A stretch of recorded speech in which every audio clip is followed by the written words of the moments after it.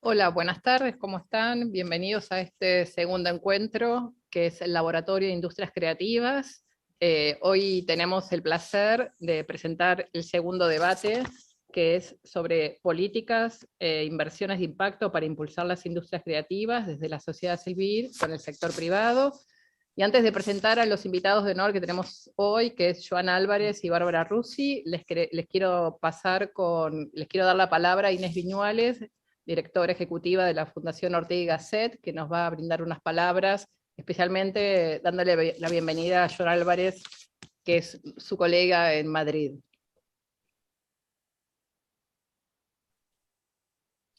Hola, bueno, como decía Alejandrina, estamos en nuestro segundo encuentro, así que les damos la bienvenida a todos los que se suman en el día de hoy. Ya iniciaron iniciamos los encuentros la semana pasada, y esto, vuelvo a reiterar que esto surge de una alianza de 3 instituciones de la sociedad civil, la Fundación Bunge-Born, la Fundación Ortega y Gasset, y quien nos acoge aquí en su espacio, la Asociación de Amigos de Bellas Artes, 3 organizaciones que están comprometidas con estos nuevos caminos de las industrias creativas, porque creemos que aquí hay un gran espacio de crecimiento, hay una gran potencia de desarrollo que va a impactar sobre los años futuros, y que la pandemia de alguna manera fue un pequeño ejemplo de cómo se reconvirtieron, de cómo se reinventaron y del enorme potencial que tienen para adelante.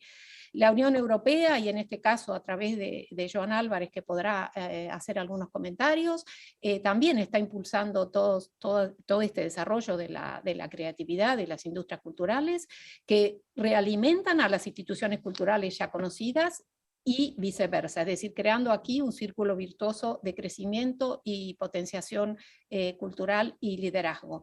Así que creemos que esto puede ser el primer paso, como conversábamos con las instituciones que proyectamos todo este desarrollo, este primer paso para poder seguir creciendo en este camino. Tanto las 3 instituciones que están aquí, estamos comprometidos con la circulación del conocimiento, con la formación y la potenciación de las capacidades instaladas, y la generación y creación de nuevas capacidades. Así que iniciamos esta segunda charla, como dijimos, con Joan Álvarez, como dijo Alejandrina, y con Bárbara Russi, que ahora los presentará Alejandrina. Así que bueno, esperemos que todos puedan sacar el máximo provecho de esta reunión del día de hoy. Gracias, Inés, por la presentación. También le vamos a dar la bienvenida a Andrés Grivnikov, con quien me acompaña y con quien estamos coordinando los debates. Bueno, este segundo encuentro, el foco está puesto en el tema del financiamiento. Tenemos a 2 invitados de lujo, Joan Álvarez, que está muy involucrado sobre el tema del financiamiento de las industrias creativas en España a través de la Comunidad Europea, que ahora nos va a presentar y nos va a contar este trabajo que viene haciendo, y Bárbara Russi, que es una referente en la Argentina, que luego la vamos a presentar, que está también trabajando en un modelo muy innovador en cuanto a financiamiento, así que creo que este es el foco para el encuentro de hoy, así que les damos la bienvenida a estos 2 invitados de lujo, y vamos a abrir entonces esta mesa presentando a Joan Álvarez, en este caso. Para quien no lo conocen, Joan Álvarez es director del Laboratorio de Creatividad y Liderazgo Cultural de la Fundación Ortega Marañón en España. En estos momentos se ocupa de un programa de gran alcance destinado a la transformación de las condiciones estructurales de las industrias culturales y creativas en España, prestando una atención especial a la formación en los recursos digitales y a los retos de la internacionalización. El programa presta una especial atención a la coproducción euro-iberoamericana y cuenta con la colaboración de organizaciones de las empresas españolas, teniendo como socios destacados a la OEI y a diferentes departamentos del gobierno español. Joan ha creado una cátedra de diplomacia cultural, ha sido director general de la Academia del Cine de España, ha dirigido los institutos Cervantes en Estocolmo y Casablanca, creó y dirigió una fundación para la investigación del audiovisual y una escuela de guionistas en Valencia, España, y ha desarrollado una larga trayectoria en la comunicación y la gestión del cine, las artes plásticas, la literatura y la televisión. Además es guionista y ensayista. Joan, es un placer tenerte con nosotros. Y la idea entonces de este primer bloque que vamos a escucharte, hemos organizado algunas preguntas, guías para para abordar este tema, y te queríamos preguntar, en primer lugar, ¿qué rol tiene la Fundación Ortega Marañón y este laboratorio que está a tu cargo en el nuevo plan de activación de las industrias creativas que va a llevar a cabo el Gobierno de España con fondos asignados por la Comunidad Europea? Muchísimas gracias. Buenas noches y buenas tardes. Escuchándote, Alejandrina, a ese resumen de mi currículum, la verdad es que me fatiga un poco. Me fatiga un poco y pienso que ya soy muy mayor para hacer todas esas cosas, para haber hecho todas esas cosas. Bueno, mirad, respondiendo y eso ya... que lo hemos recortado, Lo cortamos. porque tenés mucha más experiencia, no tantos años, pero mucha experiencia. Yo tengo 2 hijas. Mi hija mayor, cuando hay algo que le resulta tedioso, dice mucho texto. Bueno, entonces yo creo que con mi currículum ya empieza a pasar eso, mucho texto. Hay que recortar las cosas, hay que recortar las cosas. Los tweets ahora tienen muy poquito texto, pero bueno. Fijaos, sí, efectivamente hemos creado un laboratorio de creatividad y de liderazgo cultural. Es algo que hicimos hace aproximadamente un año. En julio del año pasado, en plena pandemia, aunque fue la primera salida en falso de la pandemia, porque creo que ya hemos salido como 3 o 4 veces, ¿no?, a decir, bueno, se acabó la pandemia, y la pandemia sigue. Ahora estamos aquí en España con la quinta ola, diciendo ya hemos salido, pero en realidad todavía no hemos salido. Bueno, jugamos un poco a eso. Os digo que en ese momento yo empecé a hacer una serie de entrevistas con personalidades de la cultura para ver exactamente cómo lo estaban viviendo y cómo estaban viviendo, por así decirlo, el parón en la creación y en el contacto con el público, fundamentalmente, y al mismo tiempo también cómo estaban viviendo el cambio de valor que se había producido con la cultura. La pandemia, una de las cosas que ha tenido es que nos ha hecho darle un nuevo valor a la cultura.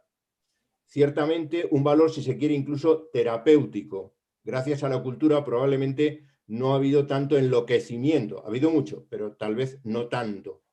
Se ha leído mucho, ha aumentado el índice de lectura, se han visto muchísimas series, se ha visto mucho cine, siempre en pantalla, ciertamente, y siempre desde, digamos, el reducto doméstico, pero ha crecido el consumo cultural.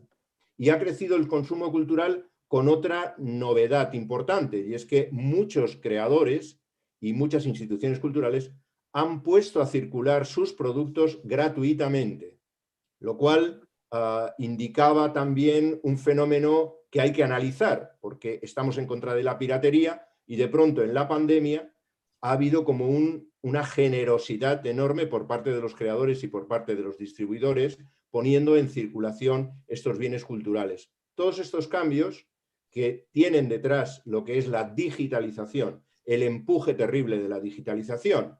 Si la digitalización aumentaba, por así decirlo, a una velocidad, digamos, de 30 o de un 30% anual, de pronto nos hemos visto con que aumentaba un 60 o un 70%. Y con que esto es algo que ha venido para quedarse. Con lo cual, ahí se estaban produciendo una serie de transformaciones que yo quise de alguna manera reflejar creando un foro, el foro El Valor de la Cultura, que realizamos. Fue una actividad semipresencial. Hubo unas presencias en el jardín, un jardín precioso de la Fundación Ortega en el centro de Madrid, en el edificio que ocupa en el centro de Madrid, que fue de la residencia de estudiantes en los años 20 del siglo pasado, y también con, digamos, la intervención digital de mucha gente. 60 personalidades de la cultura nos juntamos para debatir sobre estas cosas. Uno de los resultados fue la creación de este laboratorio de creatividad y de liderazgo cultural, porque pensamos que, por una parte, la creatividad estaba transformándose y hay que dar una respuesta a esa transformación, y por otra parte veíamos que el liderazgo de la cultura estaba como moviéndose. La percepción que nosotros tenemos es una percepción que, como todas las percepciones sociales, puede tener detractores y puede tener defensores, lógicamente. Lo que pensamos es que hay una desvalorización de la cultura. La cultura no está valorizada como merece. y por eso pensamos que hay que trabajar en la línea de liderazgo cultural, de que la cultura ciertamente llegue a tener un liderazgo claro en muchas cuestiones en la sociedad. Con todo esto, nos pusimos a trabajar en 3 líneas, ver en un programa que tenía, por una parte, la adaptación de la creatividad a ese empuje de la digitalización, por otra parte, a la internacionalización, que pensamos que es una cosa que tenemos necesariamente que reinterpretar, que es lo que pasa con la globalización y qué es lo que pasa con la cultura de alcance local y de vocación internacional, y finalmente cómo podíamos darle una mejor vertebración a la cultura. Para eso buscamos la alianza con la asociación, la Confederación de Empresas de España, Organizaciones Empresariales de España. Y por ahí, por ese camino, entramos en lo que fue las propuestas que la propia organización empresarial presentó al gobierno para que se presentaran a los fondos europeos.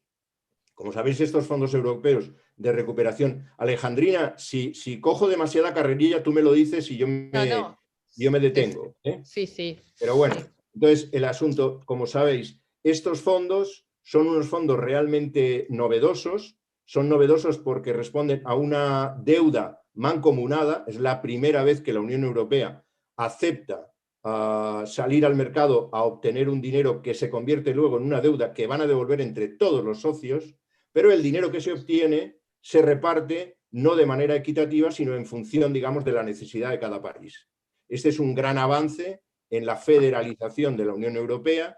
Y a España, bueno, pues digamos que no hemos salido mal en el reparto, somos el segundo país en cuanto al dinero que se puede recibir. Son hasta 140.000 millones de euros en los próximos 5 años. Es una cantidad realmente fabulosa. No parece que responda, digamos, la mente humana todavía tiene dificultades, ¿no?, para manejar esas cantidades. Bueno, luego esto se trocea, ¿no? Ahora acaba de llegar, se aprobó anteayer, el primer libramiento, que son 9.000 millones de euros, que no deja de ser una gran cantidad. Entonces, con la COE lo que hicimos fue un proyecto que, digamos, posicionaba a las industrias culturales y creativas en este plan general de recuperación. Joan, te quería preguntar, ¿cómo se piensa un plan estratégico con semejante suma de dinero que estás contando, donde además hay que rendir cuentas y mostrar grandes resultados en un contexto tan incierto todavía, donde la proyección a futuro sigue siendo muy incierta? Entonces, ¿cuál es la estrategia o la clave para pensar un plan estratégico que sea sustentable? Sí, bueno, vamos a ver, pongamos las cosas en su sitio. Los 140.000 millones, como comprenderéis, no van todos a la cultura, ni muchísimo menos, ni muchísimo menos. Lo que puede llegar a la cultura está en el orden de los 2.000 millones, que es una gran cantidad. Es una gran cantidad. Se puede convertir en 3.000 porque digamos, la filosofía que hay detrás de esta gran operación financiera es que el dinero público permita también atraer dinero privado. Es decir, que las inversiones que se hagan sean inversiones que tengan, digamos, procedencia de los dos lados, ¿no? Entonces, estamos hablando de posiblemente movilizar unos 3.000 millones de euros en 5 años, que es una gran cantidad de dinero, no cabe duda, es una gran cantidad de dinero. ¿Cómo se hace un plan estratégico? Yo creo que lo realmente importante es despejar la filosofía, despejar el concepto. Si uno no sabe realmente con lo que está trabajando, si no sabe cuál es la materia prima con la que tiene que trabajar, resulta muy difícil que esto funcione de manera sostenible, como dices, es decir, que tenga resultados, que tenga los consensos necesarios.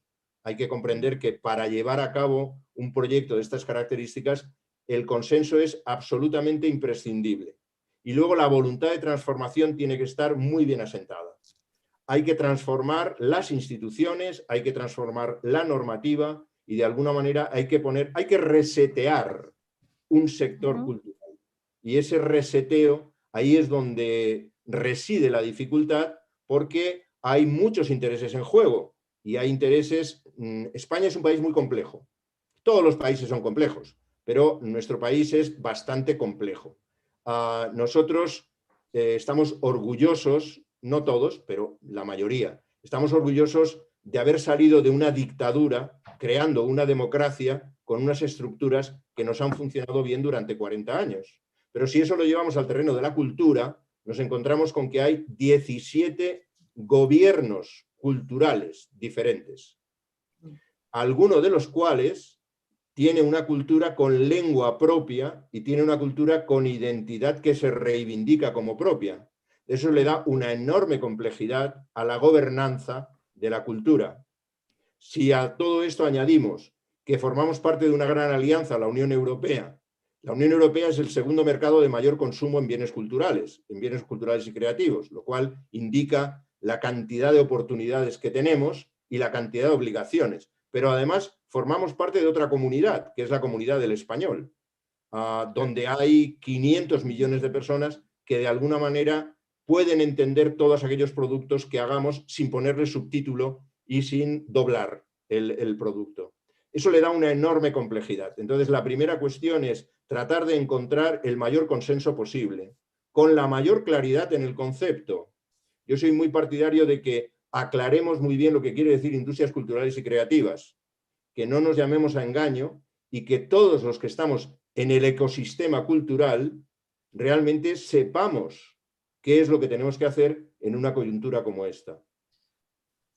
Hay algo que vos hablás siempre, o estuvimos hablando, es que hay como un gran desafío más allá de lo económico, ¿no? Viste que a veces uno pone foco en que las transformaciones solamente pasan por lo económico y que es la clave solamente para poder generar una transformación, pero el otro día hablando un poco en privado hablabas como de los 10 mandamientos, ¿no? Como abordar, correr un poco lo económico y había como una clave para seguir, para generar realmente una transformación más allá de tener o no tener el dinero, ¿no? ¿Querés contarnos brevemente esto? Sí, la financiación es absolutamente fundamental, esto está claro, esto está claro. Pero lo que no podemos hacer es limitarnos a la financiación, no nos podemos limitar a eso. O sea, el cambio no es obtengamos más fuentes de financiación, bueno, Bárbara ahora lo corregirá, no corregirá lo que estoy diciendo y le dará, digamos, la importancia que ciertamente tiene la financiación. Pero esa financiación es fundamental. Ok. El cambio de cultura romántica a industria cultural tiene que ver con, yo no diría la financiación, yo diría la economía. Y entendería la economía de una manera amplia.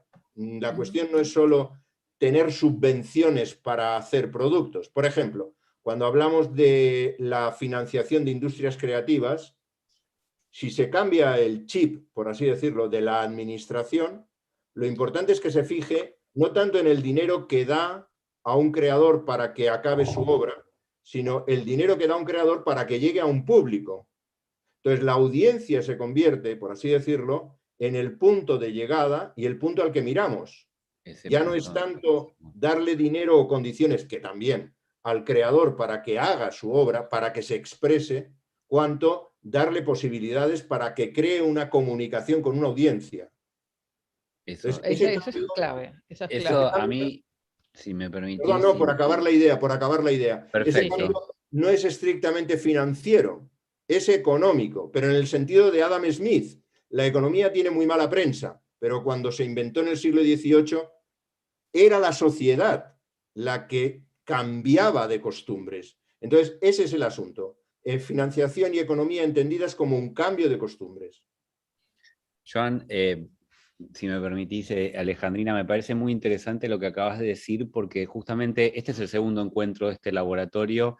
El miércoles pasado estuvimos con Alejandra Luzardo del BID, y una de las cosas que comentamos era la implicancia social de un programa cultural. Decíamos que cuando uno planifica un programa cultural, una política cultural, no la planifica solamente para los artistas o para los trabajadores de la cultura, la piensa para la sociedad y tiene que tener esa dimensión relacionada al impacto social. ¿Vos creés que ese reseteo del sector cultural del que antes hablabas tiene que ver un poco con esto? O sea, que la misma comunidad cultural y el ecosistema creativo se piense también como una herramienta de impacto social.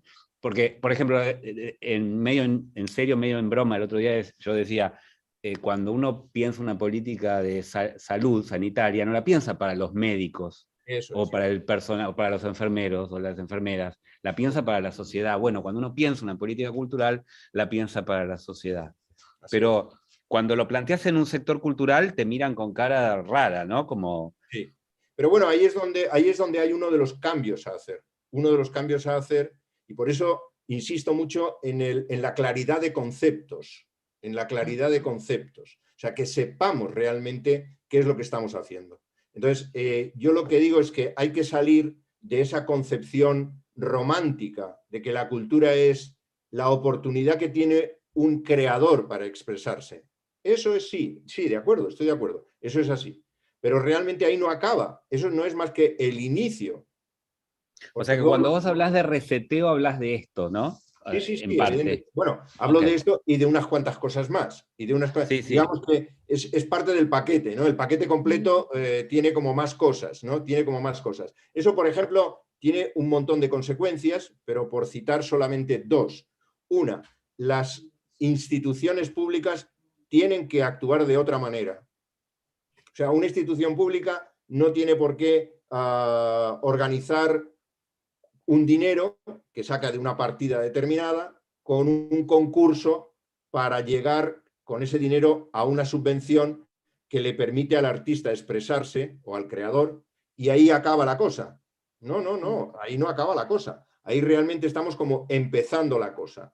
Entonces, nosotros tenemos que saber a qué audiencia nos estamos refiriendo, y esto es muy complejo, porque la audiencia en este momento con la digitalización ya no es la audiencia de mi barrio, ya no es la audiencia de mi ciudad, yo estoy en Madrid, ustedes están en Buenos Aires, y estamos hablando como si hubiéramos quedado para tomar un café. Pero eso me parece, hay como un recorrido, vos hablas como, te diría casi como una cadena de valor en todo este pensar este proyecto. Claro. Sí, pero yo tengo que pensar en mi audiencia, y mi audiencia ni siquiera es nacional. Entonces, la gobernanza tiene que ser una gobernanza que considere las audiencias. Fijaos en otra cuestión que tiene que ver con la digitalización. Las plataformas están trabajando con los algoritmos. ¿Y eso qué quiere decir? Quiere decir que saben lo que queremos los espectadores. A mí me ponen, cuando entro en una plataforma, esa galería, digamos, de opciones que te dan, me la ordenan en función de lo que yo he visto en días anteriores. Entonces, si me fijé en una película donde aparecía un perrito, Algo pasa con Mary, pues luego resulta que me aparecen 4 películas donde hay perrito. Es decir, que me están, digamos, trabajando con un conocimiento de la audiencia que es absolutamente minucioso. Otra cosa es que resulte adecuado o no, porque los valores son muy importantes. Pero trabajamos así. Y la audiencia ya no se puede pensar en términos, por así decirlo, locales, sino que tienen que ser glocales. Son locales y son globales. Ahí sí digo, y acabo con esta idea, lo que sí que defiendo dentro de ese manifiesto, digamos, de los 10 mandamientos, que se lo he tomado prestado a Moisés y no me ha dicho nada de momento, no me ha pedido copyright, que cuando hablamos de nuevas estrategias de reseteo, es extraordinariamente importante ir a lo global teniendo un público local. Uno, si no tiene realmente su mercado a favor, le va a resultar extraordinariamente difícil conseguir nuevos mercados. Tiene que partir de esa base, pero tiene que estar en ese juego dialéctico. Y ahí es donde hay una de las cuestiones de la nueva gobernanza, ¿no? Que tiene que ver con la digitalización. Yo creo que se abren muchos temas interesantes. Me parece que el tema de los algoritmos también es un tema interesante, el tema cómo también se modela la audiencia, ¿no? Como claro. Si viste tal cosa tenés que ver otra cosa. Me parece que hay varios temas ahí interesantes, pero yo te diría, nos has planteado varios puntos y sería bueno entonces que Andrés presentes a Bárbara y le demos entrada a Bárbara para que nos presente el informe y ahí podamos armar un diálogo, porque Bárbara nos va a plantear como una mirada... Del decálogo solamente hemos utilizado 2, nos quedan 8, pero a lo mejor necesitamos otro día, no hay problema. Okay. Bueno, yo a Bárbara la conozco hace 22 años, recién estaba haciendo la cuenta, pero así todo, si tenés la biografía formal, la leo por las dudas. A ver si me olvido de algo. Mucho. 22, Bárbara, no en el 98. Así es. Está bien, 23. 23. Bueno, Bárbara Russi es antropóloga especializada en gestión cultural. Actualmente es miembro del directorio de la Fundación Compromiso y lidera el programa de Creatividad, Cultura y Capital, la inversión de impacto en la economía creativa global. Trabaja como asesora para la Comisión Nacional de Monumentos y Patrimonio Histórico y como consultora de desarrollo institucional y estrategia financiera para organizaciones públicas y privadas del ámbito de la cultura. Se desempeñó como jefa de gabinete del Fondo Nacional de las Artes, coordinó la Oficina de Desarrollo Institucional de la Secretaría de Cultura de la Nación, trabajó en la creación del Centro de Vestuario del Teatro San Martín y coordinó la creación del Centro de Intercambio de Formación para el Complejo Teatral de Buenos Aires y para el Teatro Argentino de La Plata. Trabajó para producir los festivales urbanos de arte de Buenos Aires. En el mundo de las organizaciones sin fines de lucro fue directora de Desarrollo Institucional para Juventus Lírica y de Fundación Arte Viva. Bueno, traté de ir rápido y de ser sintético. Un montón. Tenemos que sacar texto ahí, como dice Joan también. Sos una de las... sos una de las mujeres de la gestión cultural más reconocidas de Argentina y estás trabajando en este momento en esto de que la verdad que lo introdujo muy bien Joan, con relación al valor que se le da a la cultura, porque cuando nos planteamos cuánto vale la cultura, también nos tenemos que plantear qué estamos midiendo, ¿no? O sea, ¿qué es lo que realmente medimos? ¿Medimos PBI, medimos empleo, o podemos medir algunas otras cuestiones más que hacen al desarrollo humano, a la salud, a la vivienda, al medio ambiente, a la calidad de vida, y que también tienen su valor y que se les pueden asignar a través de estos estudios como más innovadores que vienen a abordar a la cultura desde un lugar muy nuevo, ¿no? Por lo menos para nosotros.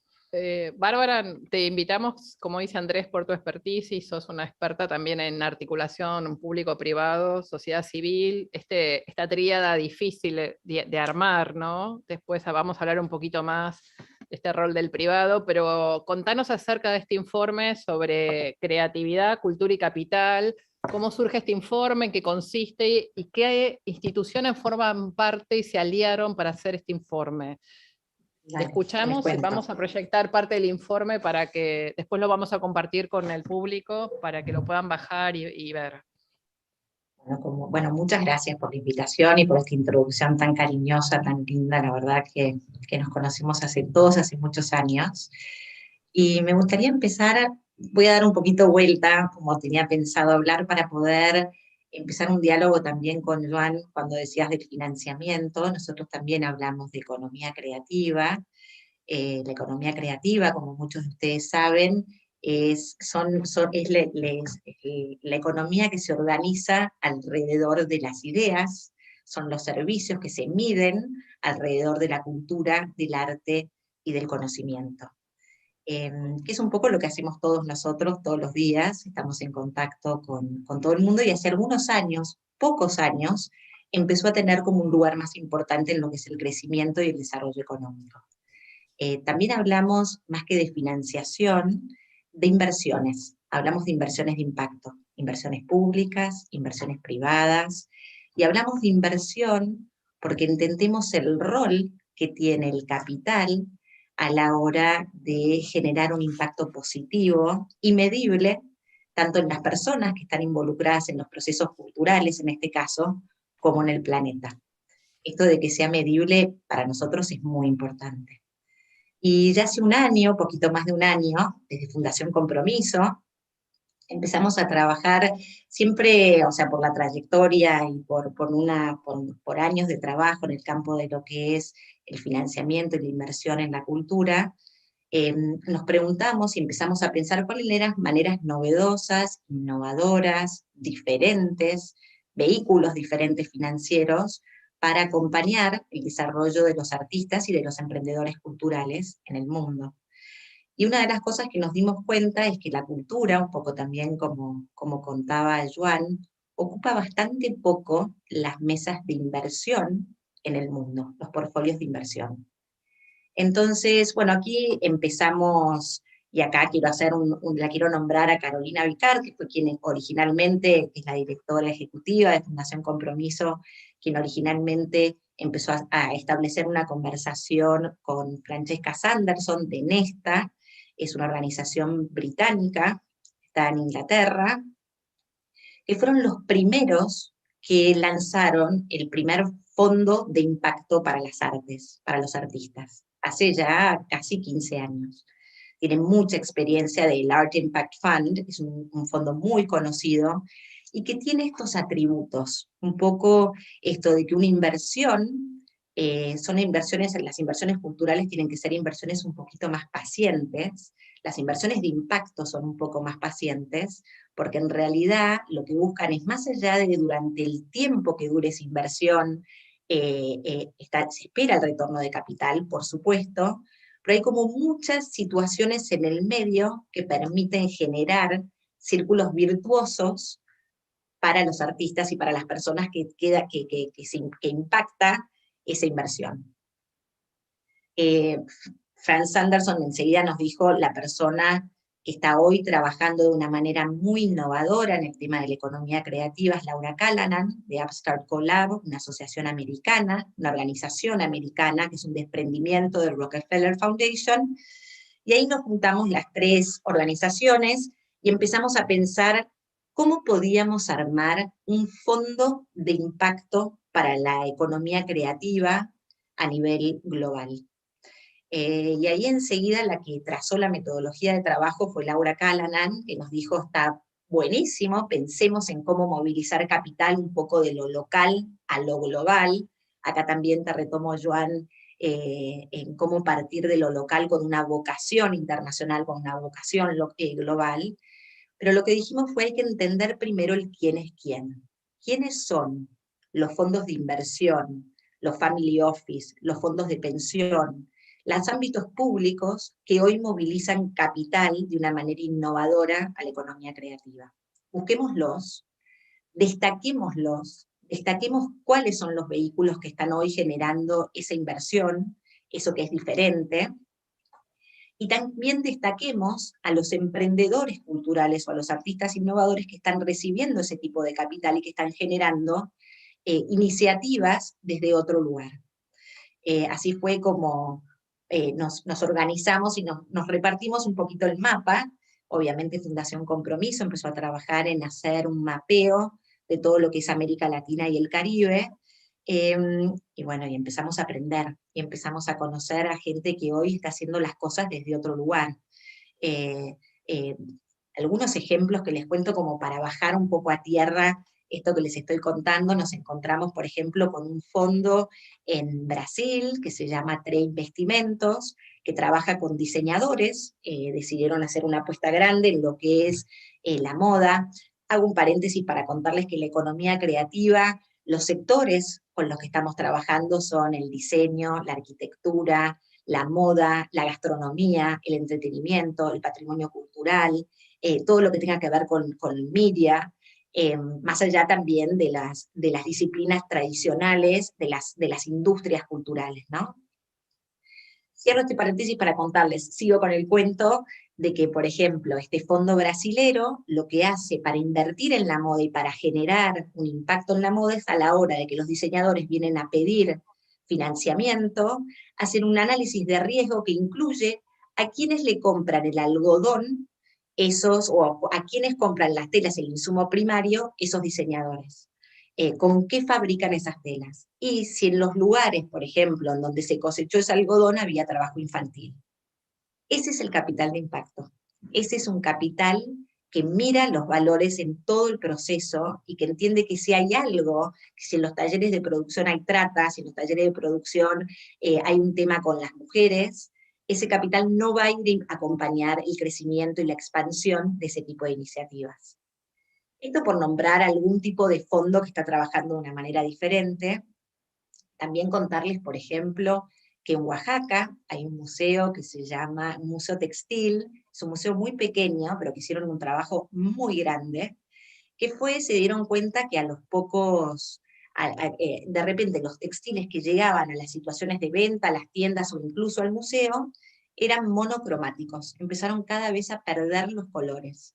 Y eso hizo que cada vez se generara menos interés en los textiles oaxaqueños, y eso hizo que las comunidades, que en general son comunidades de subsistencia básica, que viven de esto, tuvieran menos ingresos. Este museo rápidamente identifica esta situación muta su estructura a convertirse en una cooperativa. El problema era que las empresas que vendían la lana, o que vendían el insumo, el material, la materia prima para la producción de estos textiles, vendían en gran escala, vendían de a 1000 kilos, obviamente cosa que las comunidades no podían comprar, con lo cual terminaban comprando un color y producían monocromático. Este museo se da cuenta de este problema, y lo que hace es muta su estructura para convertirse en una cooperativa. Empieza a comprar y empieza a llevarle a las comunidades, les fracciona el insumo y les lleva a las comunidades la cantidad de hilo o de los colores y de la lana que querían. En 5 años, 4 años, transforman nuevamente y le devuelven la identidad a los textiles locales. Esas fueron las historias y las historias que queremos resaltar, las buenas prácticas que queremos contar, y esa es la manera en la que fuimos construyendo este informe, que lanzamos una primera edición en enero de este año, también con el objetivo de acompañar y de celebrar que Naciones Unidas haya declarado al 2021 como el año de la economía creativa y el desarrollo sustentable. Este informe trata de hacer un espacio para contar también la mirada del inversor, la mirada de qué es lo que pasa del otro lado. Y bueno, nada, lanzamos un primer informe en el mes de enero del 2021, este año, que fue muy, muy exitoso y muy bien recibido por toda la comunidad.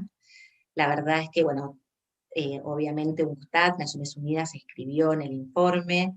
Sir Ronald Cohen, que para muchos de ustedes por ahí es conocido, que es el padre de lo que son las finanzas sociales, escribió el prólogo en este libro.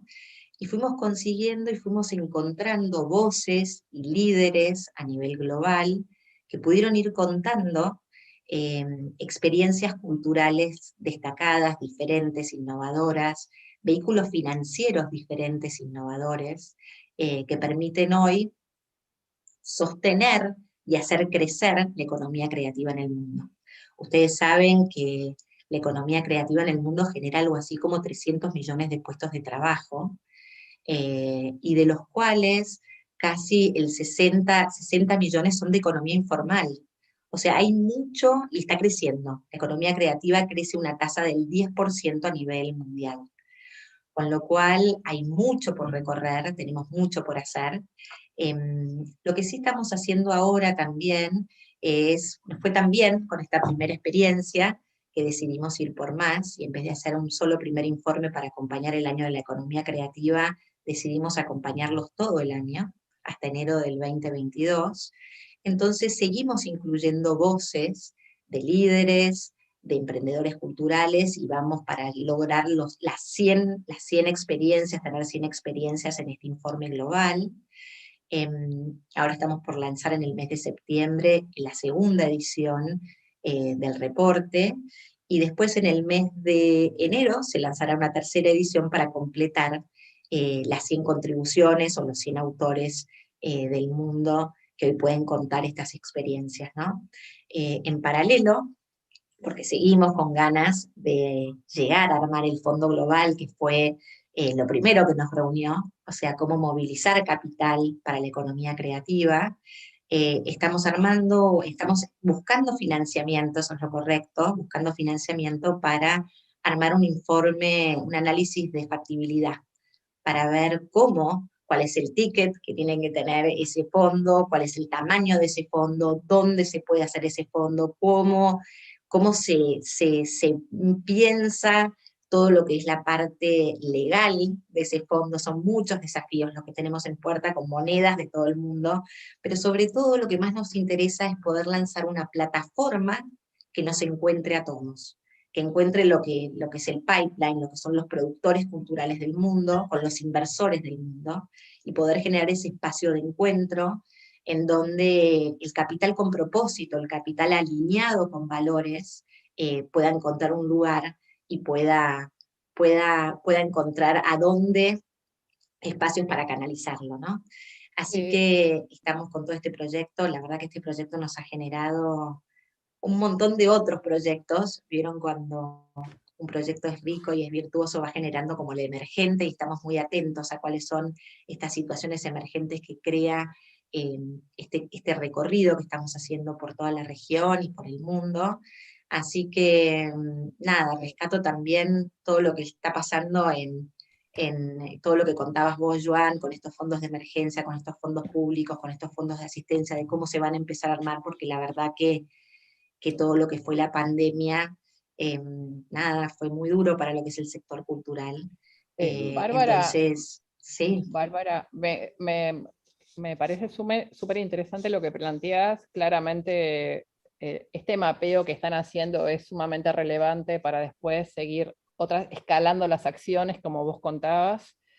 Es un informe además que está disponible, es decir, se transforma en un insumo muy valioso para poder seguir trabajando desde otros lugares, además del trabajo que ustedes están construyendo. Pero me gustaría que brevemente nos cuentes la experiencia que están haciendo en la Argentina, que también tiene un cruce, está co-creado con actores un poco impensables, ¿no? Como Sí. contanos un poco ese proyecto brevemente para los que no conocen esta pata que está acá en la Argentina. Dale, encantadísima. Fundación Compromiso es una fundación cuyo uno de sus programas principales es Potrero Digital. Potrero Digital es una red de escuelas de aprendizaje de oficios digitales para generar la empleabilidad. Bueno, durante la pandemia, imagínense, teníamos todo un sistema de trabajo más territorial, con la pandemia nos fuimos 100% digitales, virtuales. Ya tenemos 3.000 alumnos, tenemos una oficina en Brasil, estamos trabajando con algunas becas con chicos en México, en Chile, en Uruguay, nos estamos expandiendo también a la región, pero algo muy lindo que pasó con nosotros veníamos con el sueño trabajando con un grupo de arquitectos ingleses que se llaman Cocking Studio, que tienen hacen arquitectura de impacto y van y construyen viviendas sociales, hospitales, en distintas partes del mundo, África, Haití, Bali, y veníamos hablando con ellos de cómo sería construir una escuela de oficios digitales, de los empleos del futuro, de los trabajos del futuro. A raíz de este informe, bueno, veníamos dando vueltas, la pandemia, a raíz de este informe, buscando algunos casos en Medio Oriente para poder sumar, en Israel puntualmente, lo que hicimos, nos contactamos a través de Ronald Cohen, que es que cité antes, el padre de las finanzas sociales, nos vinculamos con Eyal Geber, que es un artista israelí. Cuando le contamos un poquito, le digo, mirá, ¿por qué no me ayudás y me orientás en fondos de inversión y de impacto en Medio Oriente? Me dice, mirá, yo soy artista, te mando mi proyecto que ganó para la Bienal de Venecia. Yo de fondos no sé nada, yo hago arte. Le digo, bueno, bárbaro, mandame. Cuando veo el proyecto que ganó para la Bienal, era un Plastiboard, se llama, es una obra gigante de impresoras 3D, inteligencia artificial, que lo que hace es toma el plástico de los océanos y lo transmuta en ladrillo, lo imprime ladrillos de plástico reciclado para la construcción de viviendas sociales. Y se querían ir a construir algo a Guatemala. Le digo, Eyal, lo que estás haciendo está buenísimo, venía a construir un potrero digital a la Argentina, enseñame a hacer esos ladrillos de plástico. Entonces me dice, perfecto. Dimos muchas vueltas, lo que estamos haciendo ahora es junto a la ciudad de Buenos Aires, en el barrio 31, que muchos de ustedes conocen, que es uno de los asentamientos más importantes que tiene la ciudad de Buenos Aires. Estamos empezando a acompañar todo el proyecto grande que tiene se relocalizaron a los vecinos y todo lo que es el proyecto grande en el Bajo Autopista, y estamos diseñando con los ingleses, con Eyal Geber, y con un grupo de alumnos de la escuela del posgrado de Arquitectura y Tecnología de la Universidad de Itela, estamos empezando a soñar cómo sería esa escuela que vamos a construir en el barrio 31, y esto pasó hoy les digo, el curso empezó el sábado pasado, lo estamos haciendo ahora, hace algunas horas nos bajamos de trabajar, hoy tocaba el día realmente de donde Eyal contaba a todos los alumnos cómo empezar a trabajar con estos bloques, y también trabajamos con los cooperativos, presentaba Eyal, presentaba el programa ATR hoy, que es A Todo Reciclaje, que es el programa que tiene la ciudad con temas de reciclaje, y después también presentó junto a Eyal el Chacha, que Chacha, Daniel Vargas, es el cooperativista que lidera mucho de los temas de reciclaje y enseñanza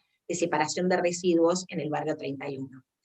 Esto lo digo porque esto lo trae el reporte. Esta forma de pensar lo que queremos hacer, mi sueño es poder armar realmente un programa de economía circular en el barrio 31, y que los emprendedores sociales del barrio puedan diseñar objetos de plástico reciclado, imprimir objetos de plástico reciclado en el marco de nuestra escuela y de nuestro laboratorio de experimentación de potrero digital. Así que ahí vamos.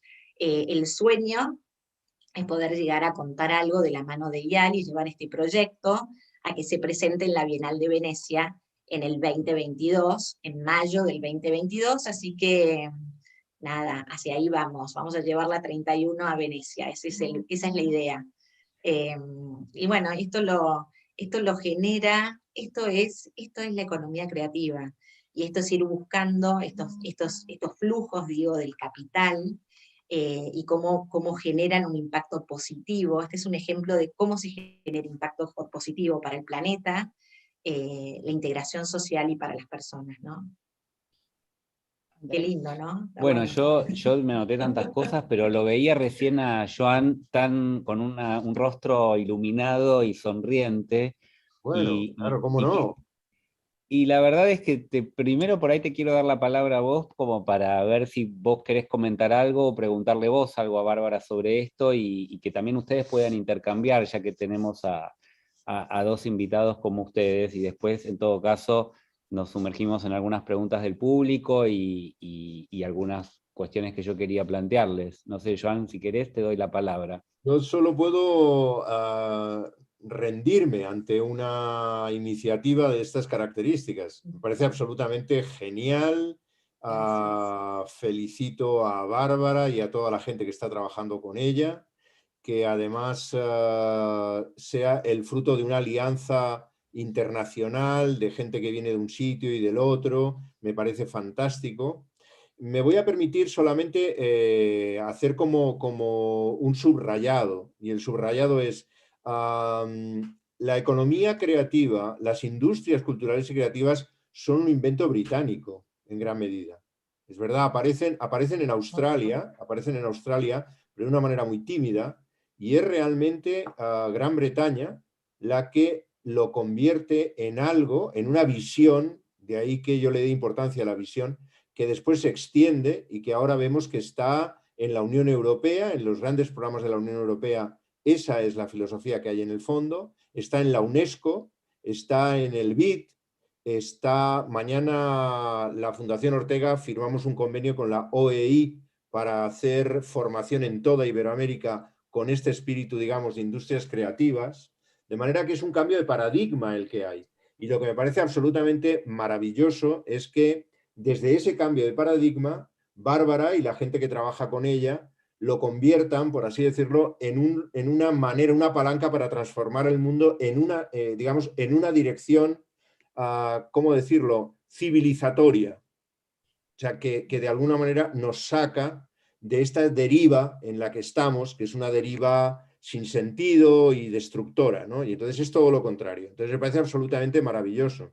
Gracias, Joan. Gracias, Joan. Sí. Bárbara, yo tenía ganas de preguntarte, ¿cuál fue la recepción, digamos, del sector de las inversiones? O sea, ¿cuál es la mirada del inversor y hasta qué punto vos crees que este tipo de informes y acciones pueden sensibilizar al sector de las inversiones para, digamos, entrar en este cambio de paradigma del que también hablaba Joan, y que obviamente con los casos que vos contaste también están en ese marco, ¿no? Esa es la agenda, en realidad. Esa es la agenda, en el sentido de, un poco, y en esto Laura Callanan nos ayudó mucho a entender, por ejemplo, la situación de las mujeres y de las niñas, la situación de género y toda esta ola, esta gran ola y esta gran reivindicación que hubo en los últimos años, son casos que se armaron, se construyeron, se empezaron a meter, se empezó a darle visibilidad a un sector, a una necesidad, a una problemática, y Y eso empezó a ocupar los portfolios y las agendas de inversión. Lo que nosotros queremos hacer con el CCC, con Creatividad, Cultura y Capital, es poner a la cultura, es crear el caso de la cultura para que los espacios, para que los inversores empiecen a mirar esto desde ese lugar. Esa es la agenda. Entonces, eso es lo que va a movilizar el capital. Y hay una cosa más, las agendas de inversión en general, el capital de inversión, lo que está mirando de impacto, lo que está mirando son los ODS, los Objetivos de Desarrollo Sustentable. Y ese es el lenguaje que nosotros tenemos que aprender a hablar, que desde el sector cultural no siempre lo tenemos tan fresco, pero porque siempre nos costó mucho medir los objetivos. Nosotros trabajamos en un plano en donde encontrar y diseñar estos indicadores nos es más difícil, medir ese impacto. Entonces, la verdad que lo que nos falta, el trabajo que nosotros queremos hacer desde el CCC es poder sistematizar, conocer estas prácticas, sistematizarlas, empezar a desarrollar este lenguaje común que nos encuentre a todos, hablando en los mismos términos, para que los inversores empiecen a encontrar muy atractivo. Nosotros lo que queremos es que la gente no llegue a la cultura porque genera empleo. Queremos que se dé vuelta, queremos mostrar el lugar que tiene la cultura en la generación de estas externalidades, de empleo, de trabajo, de impacto positivo, cómo cuidar el planeta, ¿no? Queremos generarles espacio a la economía creativa. ¿Contesta? ¿Responde? A mí me parece que el gran desafío, este tema de agenda que vos planteas, Bárbara, es cómo articular el mundo de lo público, lo privado y la sociedad civil, que es un gran desafío, y cómo hacer que este proyecto sea sustentable en el tiempo, que realmente dejar una huella e ir construyendo en el tiempo. Me parece que eso es un gran desafío además para nuestro país, ¿no? Pero Joan, ¿cómo ves esta articulación público-privado, sociedad civil? Del otro lado, donde estás ahora, ¿qué problemas o qué desafíos tienen en cuanto a esta articulación, ¿no? Que para nosotros es un tema a trabajar fuertemente, ¿no? Sí. Y creo que... Vamos a ver, yo creo que la experiencia que ha contado Bárbara, el trabajo que están haciendo en CCC, es sencillamente maravilloso. Me parece... pero también lo veo como algo excepcional. Si miro lo que está sucediendo en mi país, en España, lo que veo es que aquí se está trabajando de manera denodada por conseguir una ley de mecenazgo. La ley de mecenazgo es una manera de llevar dinero privado, por así decirlo, a la cultura, pero no tiene nada que ver con los objetivos de la inversión de impacto. No tiene nada que ver, son dos cosas completamente distintas.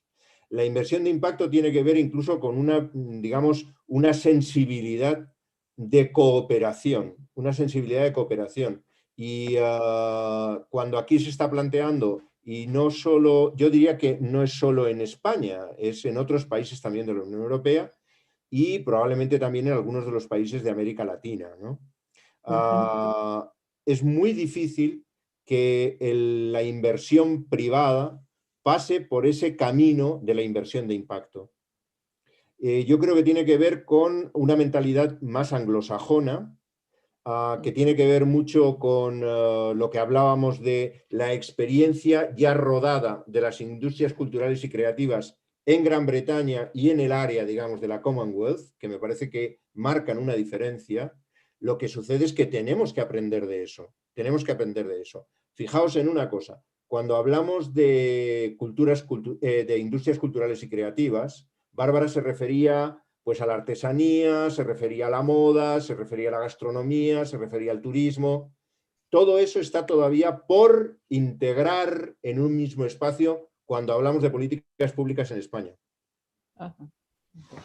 Son cosas diferentes. Entonces, no tenemos tampoco mucho tiempo, pero como decís que vais a subir una serie de documentos que van a poder ser consultados por los que nos siguen hoy y los que nos van a seguir en los próximos días, Os voy a dar esos 10 mandamientos, la idea de Moisés, porque no tenemos tiempo para desarrollarlos hoy. Y ahí hay una cosa que tiene que ver en parte también con ese cambio de sensibilidad, ¿no? Lo que pasa es que, bueno, eso todavía hace como más valioso lo que está contando Bárbara, ¿no? Lo hace mucho más valioso. Pero esa sensibilidad de la inversión de impacto, yo no la veo tan claramente establecida en un país como el mío. No la veo tan establecida, francamente. No, No yo quiere te decir que digo no la haya, ¿eh? No quiero decir que no no, la haya. No.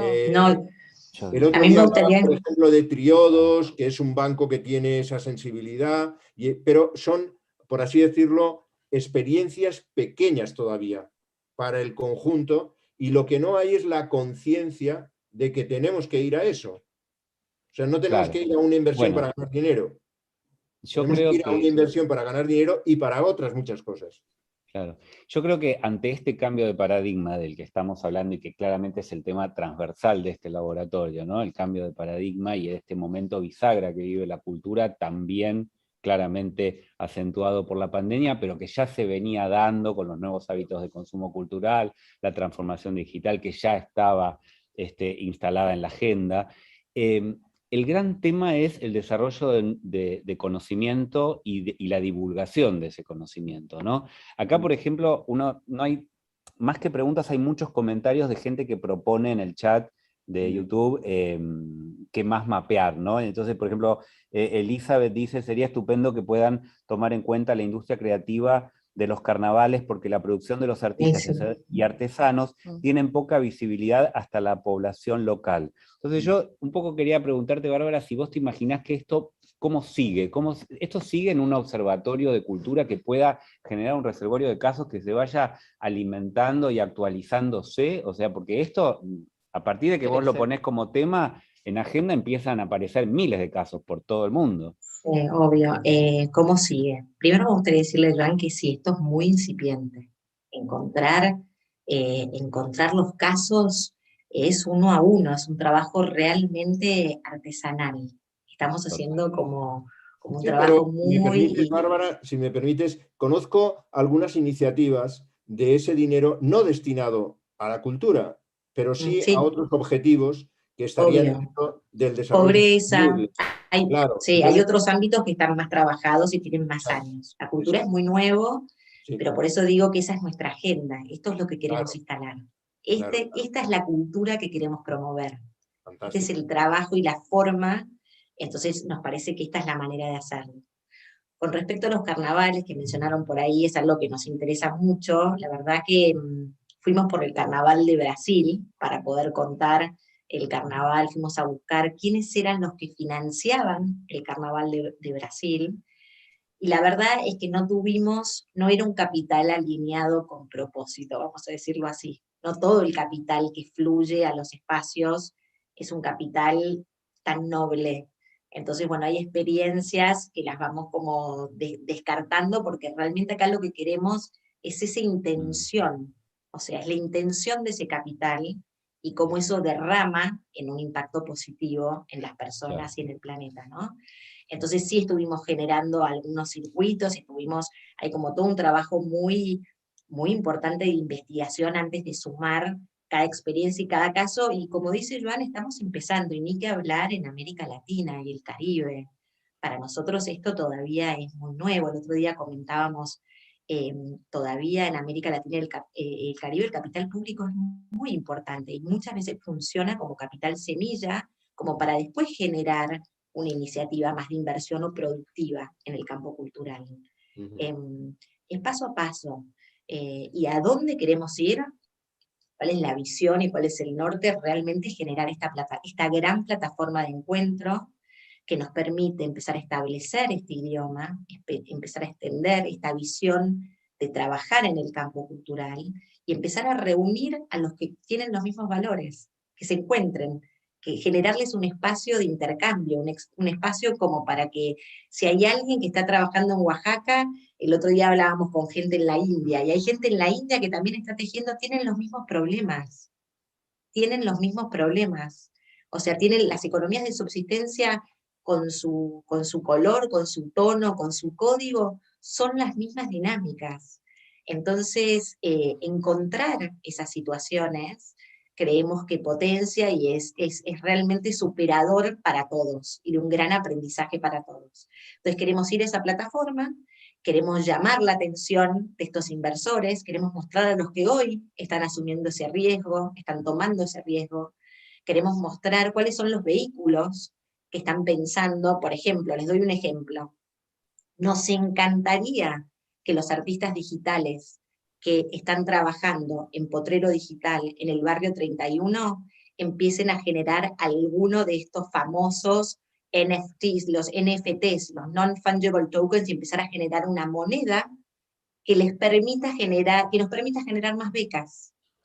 Digo, así estamos pensando, esos son distintos vehículos financieros que nos permiten irnos para adelante y generar algunos mecanismos innovadores nuevos de financiar lo social, la integración social.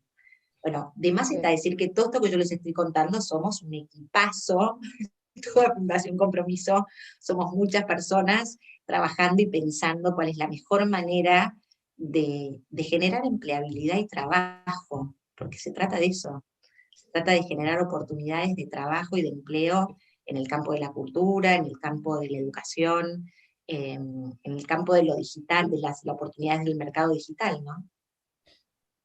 Tenemos que ir cerrando, ya la verdad que ha sido súper interesante y quedan muchas, como muchas preguntas, pero tenemos que ir cerrando. Creo que no importa, vamos a subir el material, el informe, dentro del site del Laboratorio de Industrias Creativas. Joan, si nos pasás los materiales, también los vamos a compartir con los oyentes, los quienes nos han acompañado en este encuentro. Es muy interesante escucharlo, fue muy interesante porque, como dice Bárbara, creo que todos tenemos los mismos problemas, pero tenemos distintas estrategias para abordar esos problemas, ¿no? Pero más o menos estamos todos en la misma sintonía y en los mismos desafíos, ¿no? Quizás los recursos son diferentes, las estrategias son diferentes, pero compartimos los mismos problemas y desafíos. No sé, Bueno, Andrés. para mí fue súper inspirador y está muy bueno ver cómo, digamos, de la charla de la vez pasada de Alejandra Luzardo del BID, que habló sobre emprendimientos creativos en América Latina y Caribe, y cómo reconvertirse en épocas de pandemia, a las experiencias que contamos hoy y lo que viene, la clase que viene, iba a decir, el miércoles que viene, el encuentro que viene del laboratorio sobre artesanías e innovación como nuevas oportunidades para el desarrollo de negocios. Me parece que vamos como llegando a esta meta donde en los 4 encuentros de este laboratorio vamos a poder visualizar un conjunto de casos y experiencias que tienen que ver, bueno, otra vez, con algo que se dijo mucho durante el día de hoy, que es este cambio de paradigma y este enfoque de la cultura, donde tomando sus valores identitarios, que también es algo que me anoté por ahí, que quería comentar y ya la pregunta se me pasó, tomando ese valor identitario y ese valor social, trasciende ese plano, va hacia el económico y vuelve a lo social. O sea, como que hay esta cuestión circular de va y viene, y donde no es solamente el tema económico, sino que es el social, económico, y genera un círculo virtuoso que genera, como vos bien dijiste, Bárbara, una mejor empleabilidad con calidad y una condición de la sociedad para ser más creativa frente a situaciones que realmente son preocupantes. Entonces, ¿cómo vamos a vivir en el futuro? Bueno, para mí, yo soy uno de los que cree, como ustedes seguro también, que la creatividad es una de las mejores herramientas para poder habitar el futuro que nos espera. Así que bueno, muchas gracias. Muchas gracias, ha sido un placer. Queremos agradecerles entonces que nos hayan acompañado, a Joan y a Bárbara, a todos los que nos siguieron en YouTube, y agradecerles también a Inés Viñuales, a la Fundación Ortega y Gasset, a la Fundación Mongebor y la Asociación Amigos del Museo de Bellas Artes por organizar este encuentro. Así que nos vemos la próxima semana. Vamos a hablar sobre artesanía e innovación. Gracias, Joan. Gracias, Bárbara. Gracias, Inés. Y gracias, Andrés. Bueno, ha sido un placer. Un placer. Ya saben dónde estoy. Normalmente a esta hora no estoy aquí, pero bueno, es otro asunto. Y muchas felicitaciones, Bárbara, por ese trabajo realmente Muchas bárbaro. gracias. Lo Que mismo para digamos vos.